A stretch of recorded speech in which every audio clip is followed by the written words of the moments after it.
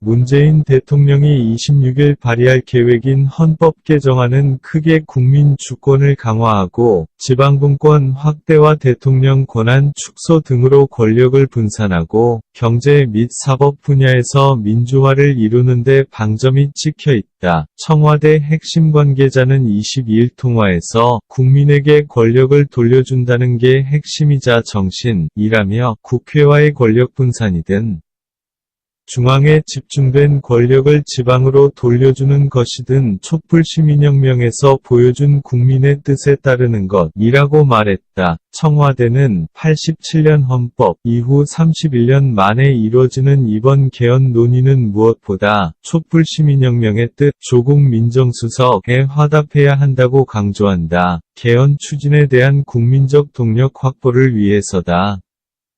조 수석이 발표 첫날인 20일 국민주권 강화와 관련한 부분을 밝힌 배경도 이와 무관치 않아 보인다. 대통령 개헌안은 우선 근로란 용어를 노동으로 바꾸고 공무원의 노동 3권을 보장하는 등 노동자 권리를 대폭 확대했다. 노동 3권은 단결권과 단체고섭권, 단체행동권을 말한다.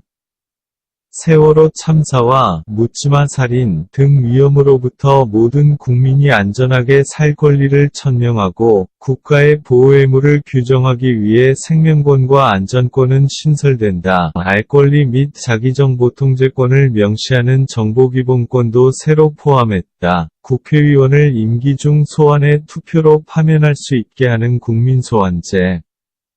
국민이 직접 법률안이나 개헌안을 발안할 수 있게 하는 국민발안제 등 직전민주주의 요소도 대거 포함됐다. 대의민주주의 문제 보완을 위해서다. 더보기 클릭 선거연령을 현행 19세에서 18세로 낮추는 것도 공동체의 의사결정에 참여할 수 있는 주권자의 핵심 권리를 국민에게 돌려주는 데 그 뜻이 있다.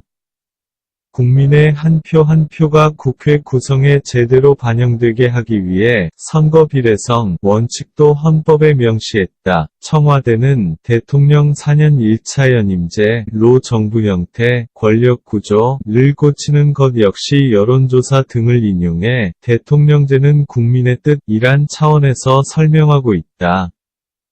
야당이 주장하는 국무총리를 국회에서 선출 또는 추천하는 방안은 변형된 의원내각제라서 받아들일 수 없다는 입장이다. 권력 분산의 한 축은 지방분권에 있다. 대통령 개헌안은 지방정부 권한 획기적 확대, 주민참여 확대, 지방분권 관련 조항의 신속한 시행을 통해 실질적 지방분권을 달성한다는 계획이다. 이를 위해 헌법 제1조 제3항에 대한민국은 지방분권 국가를 지향한다는 조항을 추가하고 자치행정권과 자치입법권, 자치재정권을 대폭 보장한다. 이와 함께 주민발안 주민투표 주민소환 제도를 헌법에 규정해 주민이 지방정부의 부패와 독주를 견제하는 장치를 마련했다. 대한민국의 수도는 서울이란 관습헌법에 발목 잡힌 수도 이전을 가능하게 하기 위해 헌법 총강엔 수도조항을 신설했고 제2 국무회의인 국가자치분권회의도 새로이 만들기로 했다. 또한 개헌안은 총리 국회 권한을 강화하고 대통령 소속이었던 감사원을 독립시키는 등 제왕적 대통령 권한을 대폭 축소하는 내용도 담고 있다.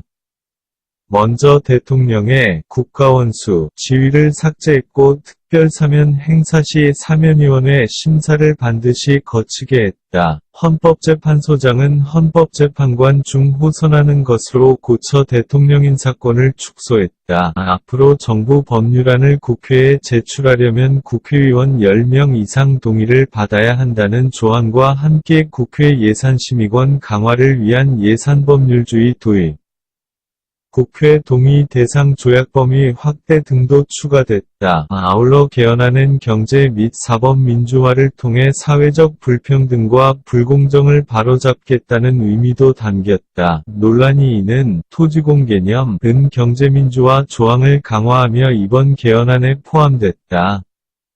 이는 사회적 불평등 심화 문제를 해소하기 위해 토지의 공공성과 합리적 사용을 위해 필요한 경우에 한해 특별한 제한을 하거나 의무를 부과할 수 있도록 하는 것이다. 사법민주화는 국민의 재판 참여를 통해 시작되도록 한다는 방침이다. 개헌안은 법률로 정하는 바에 따라 배심 또는 그 밖의 방법으로 국민이 재판에 참여할 수 있도록 했다.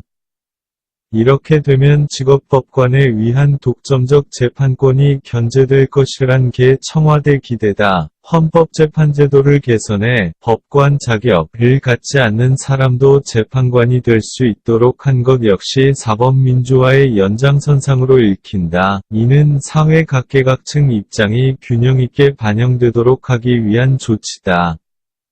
조 수석은 헌재는 통상의 법원보다 정치적 기관으로 대통령을 파면할 수 있는 조직이라며 법을 모르는 사람이 어떻게 재판관을 할 수 있냐는 우려가 있는데 법률적 논리와 개념 구사 문제는 헌재 연구관의 도움을 받는 것을 상정하고 있다. 고 설명했다.